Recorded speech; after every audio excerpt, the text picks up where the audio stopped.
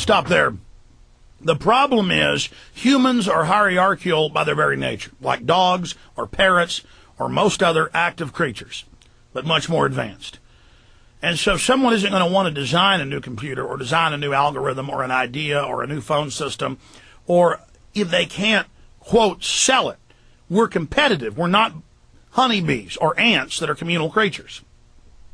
So what happens is every time the public's sold on this utopia Valhalla, it's used by the controllers, the master planners, to set up an even more stratified society.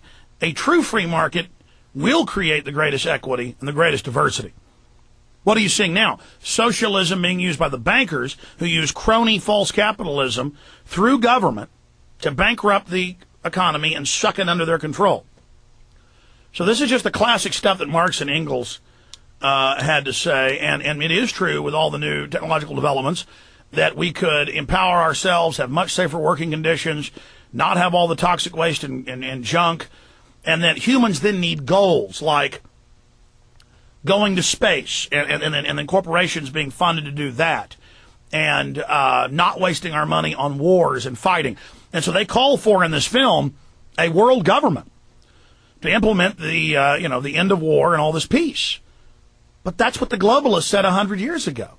So they funded World War I, and they bragged, they funded it to scare people into accepting the utopia. Oh, we have to scare them to do what we want. No, they wanted to have wars and consolidate power. And then, World War II they staged. That's declassified to, again, get their United Nations. Then they hand out nuclear weapons to Pakistan and others to, again, have to have their police state. So I'm all for a planetary federation, but with sovereign, independent, diverse countries that act as firewalls to corruption. And then if they all want to go vote on planetary directives and ideas and space exploration or technological agreements, but still, the section of the train in the U.S. is owned by the U.S., and the section of the train in England is owned by England. The section of the train in China is owned by China. And if the people pay for it, it's got to be in law that it didn't hand it over to some corporation, because they become government. So, again, they just simplify this so much, and it totally sells weak-minded people, and it's very dangerous, because he gets into, competition will be eradicated, profit will be eradicated. Oh, who's going to eradicate? You're going to force. That's hardcore tyranny. Back to the clip. When industry takes on a machine, instead of shortening the workday, they downsize. You lose your job. So you have a right. All right, hit pause. No, what happens is corporations fool us to downsize 50 years ago, putting a thank you on the trash can and using peer pressure and our gentlemanliness to throw away the tray of McDonald's food. Then everybody adopts it. Then you get no service and end up paying as much or more. Just like everything was self-service, cars lasted longer, people filled them up, they were taken care of, you got service, it gave people entry-level jobs, but then you accepted them phasing that out. So no, we demand higher service. We demand higher quality. We demand, you see, and you're going to still need technicians to run all this. This system would stagnate overnight if they were able to do this. Now, the globalists do plan to set this up and call it a utopia. It's going to be a technocracy over us. We're in this sub-area below, and you got these technological spires with the technocrats above, where they eradicate our normal instincts for peace. But the elite gets to keep its instinct of domination. No, good people have to combine together against other powerful groups of evil people to keep a level playing field so we can have our liberty. This is a very dangerous film. Let's go back to it. In a high-technology, resource-based economy, it is conservative to say that about 90% of all current occupations could be phased out by machines, freeing humans to live their life without servitude. All right, let's hit pause. So this is the point. Freeing humans to not own their own businesses, freeing humans to not have to strive and work, to be on Prozac watching TV all day and wire-headed into the Matrix. That's why they wrote Why the Future Doesn't Need Us for Wired magazine, where the elites say, because of this, they don't need us anymore, so they're just going to kill us. And then that's the eugenics idea that goes back to Malthus 250 years ago. Here it is. For this is the point of technology itself. And through time, with nanotechnology and other highly advanced forms of science, it is not far-fetched to see how even complex medical procedures could be performed by machines as well, and based on the pattern, with much higher success rates than humans get today. Well, they're already. Hit pause. See, there's the implication that this technology isn't being somewhat deployed and that machines aren't already doing some of the surgeries.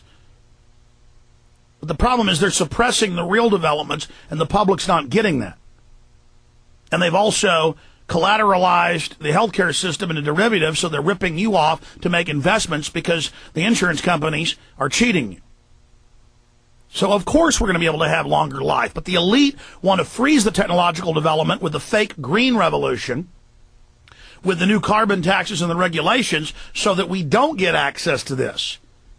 It's meant to kill economies right at the point when we're about to be freed by the technology. Back to it. But our monetary-based structure, which requires labor for income, blocks this progress. For humans need jobs in order to survive. The bottom line is that this system must... Hit pause. Humans have had to hunter-gather. They've had to have agrarian. They've had city-states. This is how we're designed. So, see, the idea is they're eradicating money. Yeah, that means your family farm. That means your family patents. This is theft. And there's always control freaks pushing this. Back to it. Never be free, and technology will be constantly paralyzed. We have machines that clean out sewers. It frees a human being from doing that. So look at machines as extensions of human performance. Furthermore, many occupations today will have simply no basis to exist in a resource-based economy, such as anything associated with the management of money, advertising, along with the legal system itself. For without money, a great majority of the crimes that are committed today would never occur. Hit pause.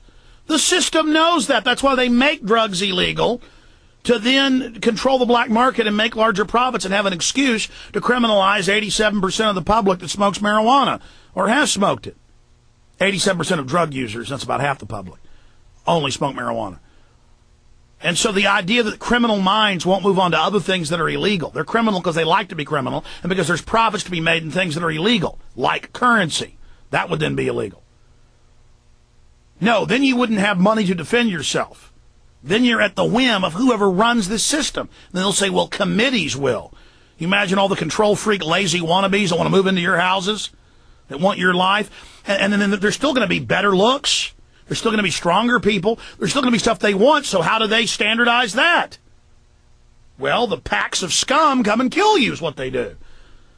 Somebody's always going to want your wife. Somebody's always going to want your business. Somebody's always going to want what you got, and it's these people that want it. Here we go. All forms of crime are a consequence of the monetary system, either directly or by neuroses inflicted through financial deprivation. Oh, really? Oh, stop. Statistically, psychopaths are more well-to-do. Statistically, a lot of crime comes out of boredom.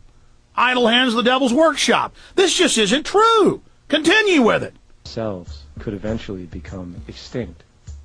Instead of putting up a sign, drive carefully, slippery when wet, put abrasive in the highway so it's not slippery when wet. And if a person gets in a car that's drunk and the car oscillates a great deal... Wait a minute, how does somebody work and service the machines and fill them with aggregate, fill them to go cover the roads? Or how does someone work to design the roads as an architect and get paid? Oh, but machines run everything, so now we turn our... Just like... People could calculate better, they could spell better before spell checkers, before calculators. I'm not saying get rid of them. My point is, you're talking about a bunch of blob jellyfish, like out of Wall-E. You've seen that movie, floating around on the holodeck of some cruise ship. I mean, this is unbelievable. Back to it. Pendulum that swings up and back, and that'll pull the car over to the side. Not a law. Solution. Put sonar and radar in automobiles so they can't hit one another. Man-made laws are attempts to deal with... Yeah, hit pause. Again, the technocrats will make laws through the computers that you can't drive your car yourself. That way you'll be safe. See? This is what the Pentagon says. We're going to put you in a tank with a wire head. No more war, no more nothing. And if perception's reality, you're going to love the wonderful life you've got in cyberspace, so you're going to be emplaced in this. Go to the next clip, because I'm not going to have time to play all. I'm going to go back into this part 2 tomorrow. The AC's broken here in the office, and in Texas is still hot, and I'm sweating, and show's almost over. Go to part 2, and because I want you to hear this guy this futurist with all the spaceships in the background behind him, like, ooh, boy, that's what the communists would do. They'd show you spaceships and say, now we're going to have this wonderful utopia. No more work, after we line you up and shoot you in the back of the head. Of course, this intelligentsia guy is the one they'll kill first. Because the bleeding hearts will go, this wasn't my plan, as soon as it's implemented. And, John, I'm losing my ISDN line here on my end, so go ahead and reconnect with the other one. And then we'll fade that up, please, sir. Okay. Thank you. I don't know how long this one will hold in Minnesota. Go ahead and go to the next clip, and then a few minutes into this, he talks about money, competition, jobs. They're going to be eradicated. You're not going to be able to open up a hot dog shop if you want. Well, who makes the hot dogs? Who has the meat? Who raises the cows? It destroys the diversity of the beautiful free market system that the socialist controllers, the bankers, have taken over, and then they ruin it and then blame what they've done on us.